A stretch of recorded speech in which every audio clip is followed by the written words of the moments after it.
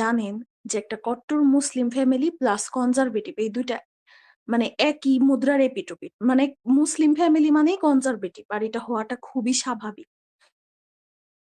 So আমার ছোটবেলা থেকেই মনে অনেক প্রশ্ন জাগতো যে যখন আমি দেখতাম যে আমার ফ্যামিলিতে মেয়েদের বিধিনিষেধটা অনেক বেশি বাট একটা ছেলের কোনো বিধিনিষেধ নাই ধরতে গেলে।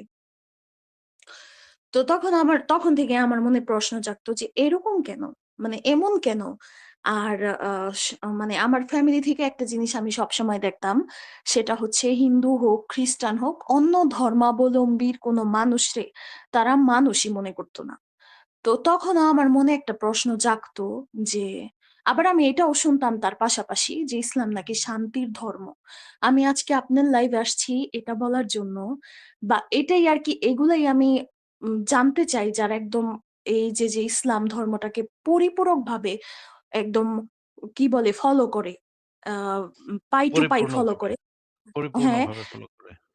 হ্যাঁ, তাদের কাছে আমার মানে জানার ইচ্ছা যে ইসলাম কিভাবে শান্তির ধর্ম হয়। তার কারণ আমি তো ঐরকম